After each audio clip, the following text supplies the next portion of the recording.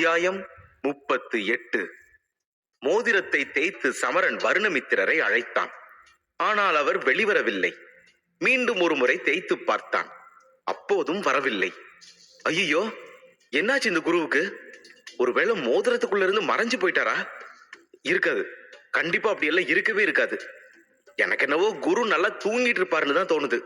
முதல்ல அவர் எழுப்பி விடலாம் என்று நினைத்து கொண்டே குருவே குருவே என்று பதட்டத்தோடு சத்தமாக அழைத்தான். வருணமித்திரர் புகை போல அவனது மோதிரத்தில் இருந்து வெளியேறி வெளியில் வந்து அவனை பார்த்து கிண்டலாக புன்னகைத்தான். என்ன சமரா, நான் வரலன்னு பயந்துட்டியா என்றார். என்ன இது விளையாட்டு? கொஞ்ச நேரத்துல நான் பயந்தே போயிட்டேன். நீங்க பார்க்க தான் இப்படி இருக்கீங்க, ஆனாலும் உங்களுக்கு குசும்பு அதிகம்தான் குருவே. நானே மருந்து தயாரிக்கணுமேங்கிற பதட்டத்துல இருக்கேன். இப்ப போய் விளையாடுறீங்களே. சரி, இப்போ மருந்து தயாரிக்கிறதுக்கு தேவையான எல்லா ஏற்பாடுகளையும் பண்ணிட்டேன். சரியா இருக்கான்னு பார்த்துட்டு அடுத்து என்ன செய்யணும்னு சொல்லுங்க குருவே என்றான் சமரன். சமரன் மிகுந்த மகிழ்ச்சியோடு இருந்தான். எனினும் முதல் முறையாக மருந்து தயாரிக்கப் போகிறோம் என்ற பதட்டம் அவன் முகத்தில் தெளிவாக தெரிந்தது. வருணமித்திரர் அங்கே இருந்த பொருட்களை நோட்டமிட்டார். சமரன் மல்பெரிப்பட்டை விரித்து பார்த்தபோது அதில் 2 துளைகள் இருப்பதை கவனித்தான். ஐயோ குருவே, இந்த பட்டுல 2 துளைகள் இருக்குது பாத்தீங்களா? அந்த நித்யநந்தினி ஓட்டையான பட்டை என்கிட்ட கொடுத்து நல்லா ஏமாத்திட்டாளா என்றான். இல்ல சமரா, அவ ஒண்ணு ஏமாத்தல, அது அப்படிதான் இருக்கும் என்றார் வருணமித்திரர். ஓ அப்படியா? அது சரி, இதுல எதுக்கு 2 துளைகள் இருக்கு குருவே என்றான் சமரன். சொல்றேன் சமரா, முதல்ல ஒரு கொப்பரையில கொஞ்சமா நான் சொல்ற மூலிகைகளை எடுத்து போடு. அது மேலே இந்த பட்டு துணியை விரிச்சு போடு என்றார்.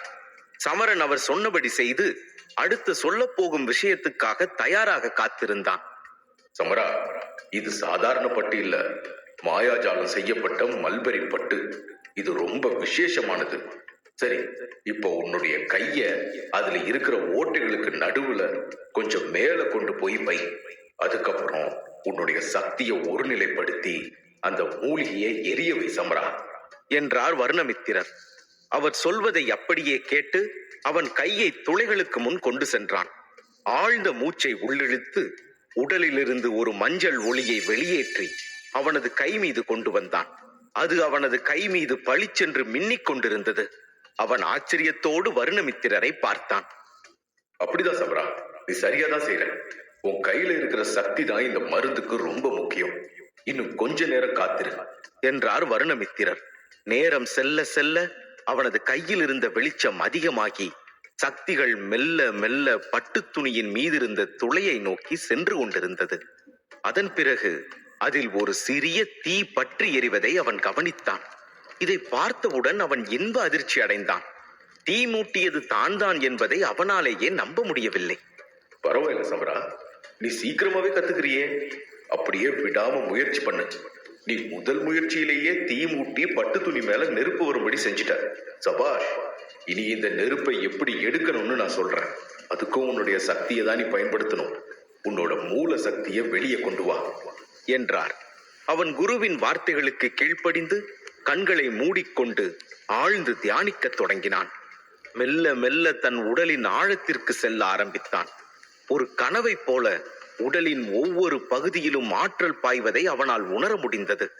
அந்த ஆற்றல்களின் மூல சக்தியை கண்டுபிடிக்க அவன் மனதுடன் பேசத் தொடங்கினான்.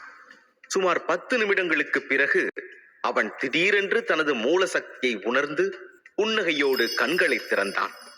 இதை கவனித்த வருணமித்திரர் சமரனின் உண்மையான சக்தி கற்பனைக்கு அப்பாற்பட்டது என்பதை புரிந்து கொண்டார்.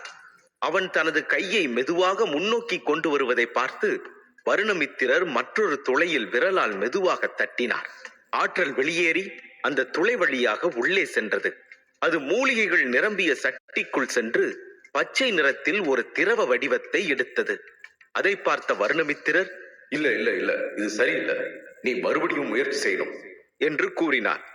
சமரன் செய்முறையை சட்டென நிறுத்தி கொண்டான். மீண்டும் அவர் மருந்து தயாரிக்கும் செய்முறையை விளக்கினார். அவன் அதை நன்றாக தன் மனதில் பதிய வைத்துக் கொண்டான். பிறகு அனைத்தையும் ஞாபகம் வைத்துக் கொண்டு ஒவ்வொன்றாக செய்யத் தொடங்கினான். அப்போது கொப்பிரையில் இருந்து தீப்பிழம்புகள் வெளியேறுவதை கவனித்தான். கண்ணிமைக்கும் நேரத்தில் அவன் அதில் போட்ட மூலிகைகள் அனைத்தும் சாம்பலாகிவிட்டது. அடடா, இது மாதிரி மூலிகைகள் எதுவும் சாம்பலாக கூடாது சமரா. சரியான நேரத்துல சக்தியை நிறுத்தணும், இல்லைன்னா இப்படிதான் ஆகும். நீ ஒண்ணும் கவலைப்படாத சமரா. ஆரம்பத்துல எல்லாருக்குமே இப்படிதான் ஆகும். விடாம தொடர்ந்து முயற்சி செஞ்சுட்டே இரு. கண்டிப்பா உன்னால இதை கத்துக்க முடியும் என்று அவனுக்கு நம்பிக்கை வார்த்தைகளை கூறினார். மருந்து தயாரிக்கும் பயிற்சியில் சில நாட்கள் கழிந்தன. சமரன் முயற்சி செய்து செய்து சோர்வடைந்தான். அத்தகைய முயற்சிகளில் 5 நாட்கள் கடந்து விட்டன. அவன் மருந்து தயாரிக்கும் முயற்சியில் யாருக்கும் தெரியாதவாறு குகைக்குள் மறைந்திருந்த போது பாஞ்சால நகரத்தின் நிலை மிகவும் மோசமடைய தொடங்கியது. தாரகிய வம்சத்துக்கும் கடக வம்சத்துக்கும் இடையேயான விரிசல் மேலும் அதிகரித்து விட்டது. இப்படிப்பட்ட ஒரு சூழ்நிலையில் கடக வம்சத்தினர் வணிகர்களுக்காக ஒரு புதிய கொள்கையை கொண்டு வந்தனர். இதன் காரணமாக பல வணிகர்கள் கடக வம்சத்தினரின் சந்தையில் கடைகளை திறக்கச் சென்றனர். அதன் விளைவாக தாரகிய வம்சத்தின் சந்தை திவாலாகியது. கடக வம்சத்தவர்களின் இந்த புதிய கொள்கை வேண்டுமென்றே தாரகிய வம்சத்தினருக்கு நஷ்டத்தை ஏற்படுத்துவதற்காக உருவாக்கப்பட்டது என்பதை தாரகிய வம்சத்தின் ஒவ்வொரு உறுப்பினரும் புரிந்து கொண்டனர். மீண்டும் தாரகிய அரண்மனையில் ஆலோசனை கூட்டம் கூடியது. ஆலோசனை மன்றத்தில் கூடியிருந்தவர்களில் ஒரு முதியவர், இனிமேலும் இதை என்னால பொறுத்துக்க முடியாது. வெறும் 5 நாட்கள்ல எங்க லாபம் கிட்டத்தட்ட பாதியா குறைஞ்சு போச்சு. எந்த நேரத்துல வேணா எங்க கடை திவாலாகிற நிலைமையில இருக்கு. இப்படியே போனா என்னோட நிலைமை மோசமாயிடும் என்றார்.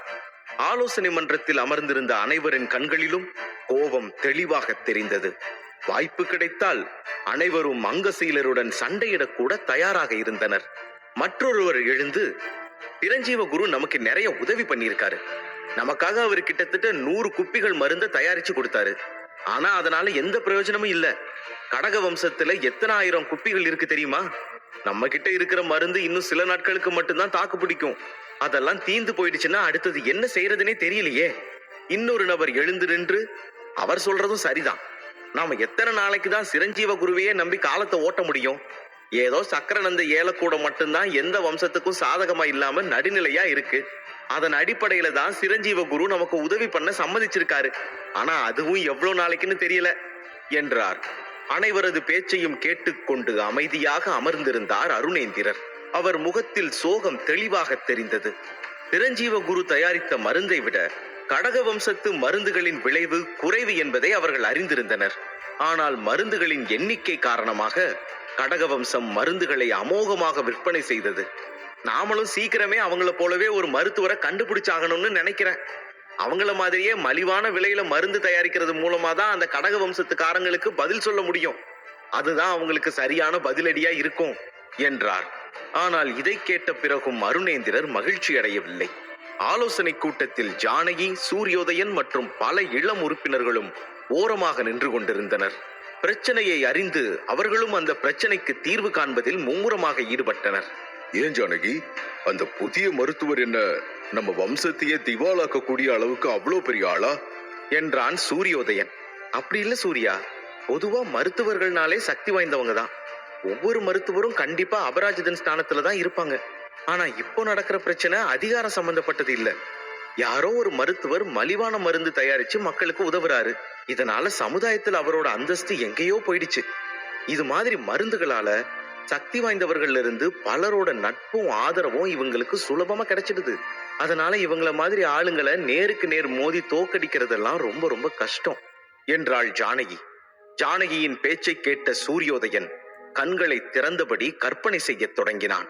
அவன் போர்க்களத்தின் நடுவில் நின்று கொண்டிருக்க எல்லா பக்கங்களிலிருந்தும் வீரர்களால் சூழப்பட்டான். உயரமான உக்கிரமான தோற்றம் கொண்ட வீரர்கள் அவனை சூழ்ந்து கொண்டனர்.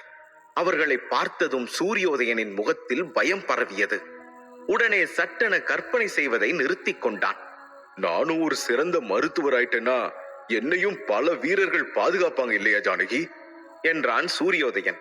அவள் உடனே சிரித்துக் கொண்டே, கனவுல கூட அதெல்லாம் நடக்காது. ஒரு மருத்துவராகணும்னா அதுக்கு கடினமா உழைக்கணும். உன்ன மாதிரி ஆயிரக்கணக்கான மக்கள் மருத்துவராக முயற்சி பண்றாங்க. ஆனா அவங்கள ஒரு சிலரை தவிர வேற யாரும் மருத்துவராக முடியறதில்ல என்றாள். அப்படின்னா யாராலையும் நம்ம வம்சத்தை காப்பாற்ற முடியாதா என்றான் சூரியோதயன். அப்போது சட்டென அவளுக்கு ஒரு கற்பனை தோன்றியது. அவளது கற்பனையில் ஒரு மருத்துவர் கருப்பு நிற ஆடை அணிந்து கொண்டிருப்பதை கண்டாள். அந்த மருத்துவரை உன்னிப்பாக பார்த்தாள். அது வேறு யாருமல்ல, தனக்கு பிடிக்காத சமரன் தான் என்பதை புரிந்து கொண்டாள். உடனே அவளும் சட்டென யோசிப்பதை நிறுத்திவிட்டு சுயநினைவுக்கு வந்தாள். ச்சே, நான் எதுக்கு இப்போ சமரனை திடீர்னு நினைச்சு பார்த்தேன்? போயும் அவனைத்தான் நான் மருத்துவர் உடையில பார்க்கணுமா என்று தனக்குத்தானே நொந்து கொண்டாள். அவள் சமரனை மனதிற்குள் திட்டிக் கொண்டே ஆலோசனை மன்றத்தின் ஜன்னலை பார்த்தாள். ஆலோசனை மன்றத்தின் மூலையில் ஒரு ஜன்னலுக்கு அருகில் பச்சை நிற உடையில் அமர்ந்திருந்த மேகராணி ஒரு தடித்த புத்தகத்தை படித்துக் கொண்டிருந்தாள். அவள் ஒவ்வொரு பக்கத்தையும் விரைவாக படித்துவிட்டு தன் நாக்கில் விரலை தொட்டு புத்தகத்தின் மறுபக்கத்தை திருப்பினாள். ஆலோசனைகளையும் அவ்வப்போது கவனித்துக் கொண்டே அவள் அந்த புத்தகத்தையும் படித்துக் கொண்டிருந்தாள். அவளை பார்த்தவுடன் ஜானகியின் மனதில் ஒரு எண்ணம் தோன்றியது. மேகராணி ரொம்ப நல்ல பொண்ணு, ஆனா அவ ஏன் சமரன் மாதிரி ஒரு பையனோட சகவாசம் வச்சுக்கணும்?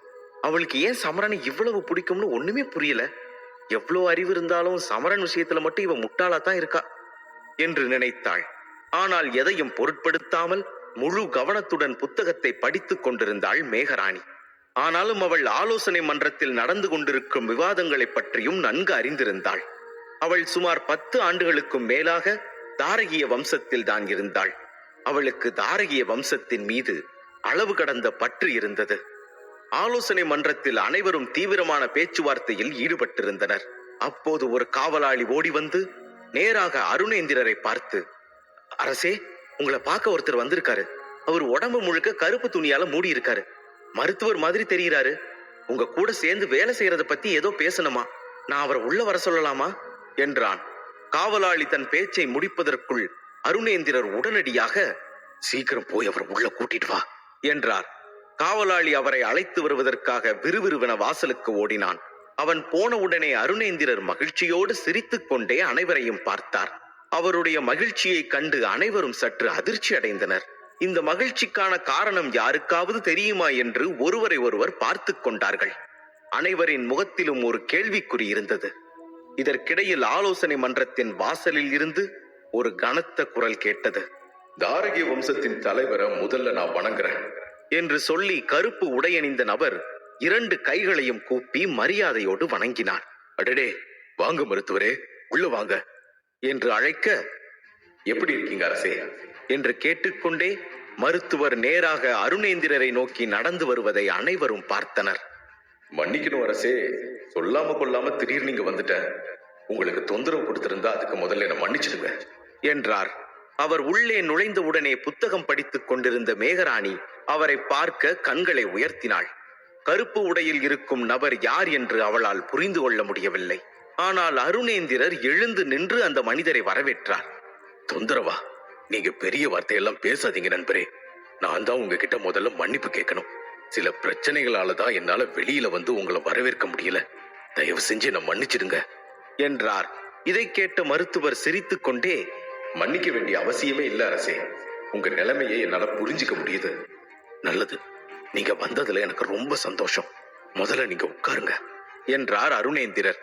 உடனே அவர் அருணேந்திரருக்கு பக்கத்தில் இருந்த காலி இருக்கையில் அமர்ந்து கொண்டார். அதே நேரம் அருணேந்திரரும் மற்ற பெரியவர்களும் இவ்வளவு மரியாதை கொடுத்து கொண்டிருந்த அந்த நபர் யார் என்று அங்கே கூடியிருந்த தாரகிய வம்சத்தை சேர்ந்த இளம் தலைமுறையினர் ஆச்சரியப்பட்டனர். அவர்கள் தங்களுக்குள் கிசுகிசுக்க ஆரம்பித்தார்கள். அப்போது யாரோ ஒரு முதியவர் அவரை மருத்துவர் என்று அழைத்ததை நினைவுபடுத்தி பார்த்தார்கள். அனைவரின் கண்களும் வியப்பில் விரிந்தன. இளம் தலைமுறையினருக்கு அந்த மனிதரை மிகவும் பிடித்திருந்தது. பொதுவாக பாஞ்சால நகரத்தில் யாரேனும் மிகவும் மதிக்கப்பட்டால் அது ஒரு மருத்துவராகத்தான் இருக்க முடியும் என்பது அனைவருக்கும் தெரியும். ஏ ஜானகி, இந்த ஆளத்தான் போன முறை 7 எடுத்த இடத்துல பார்த்தோம், உனக்கு ஞாபகம் இருக்கா என்று கிசுகிசுக்கும் குரலில் கூறினான் சூரியோதயன்.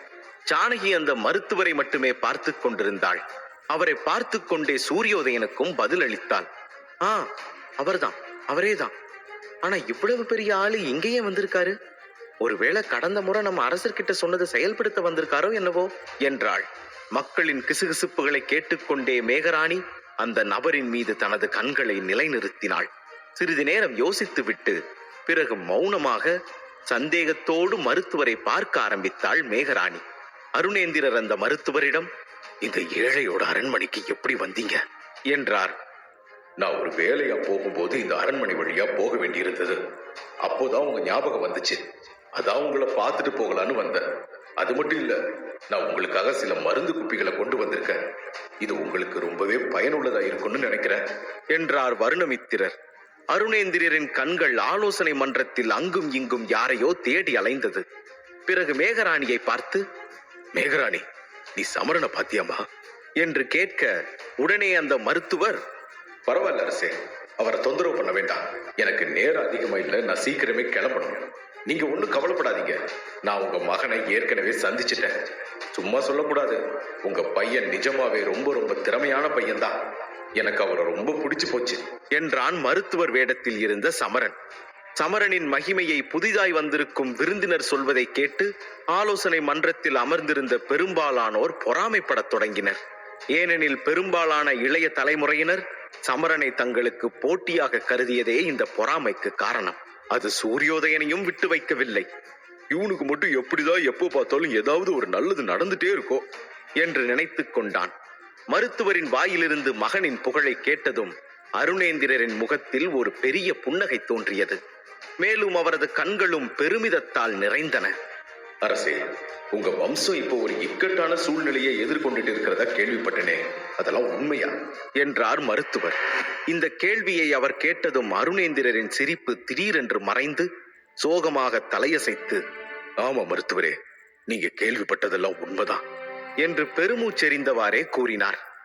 உங்களுக்கு ஆட்சேபணம் இல்லைன்னா உங்க பிரச்சனைக்கு என்ன காரணம்னு நான் தெரிஞ்சுக்கலாமா என்றார் மருத்துவர். தாராளமா தெரிஞ்சுக்கலாமே. எங்களுக்கு சொந்தமான சந்தைகள்ல வணிகம் கிட்டத்தட்ட பாதிக்கு பாதியா குறைஞ்சு போச்சு. இந்த நிலைமை நீடிச்சா சீக்கிரமே எங்க வம்சத்தோட நிலைமை மோசமாயிடும். அதை நினைச்சுதான் நாங்க எல்லாரும் பயந்து போயிருக்கோம் என்றார் அருணேந்திரர். அரசே, எனக்கும் தாரகிய வம்சத்துக்கும் நெருங்கிய தொடர்பு எதுவும் இல்லைன்னாலும் உங்க மகன் கிட்ட நான் ஏதோ ஒரு சிறப்பு இருக்கிறத உணர்றேன். உங்களுக்கு ஆட்சேபனை இல்லைன்னா நானே உங்களுக்கு உதவி செய்ய தயாரா இருக்கேன். உங்களுக்கு இதுல சம்மதமா அரசே என்றார் மருத்துவர். அங்கே கூடியிருந்த பெரியவர்களின் கண்கள் அகல விரிந்தன.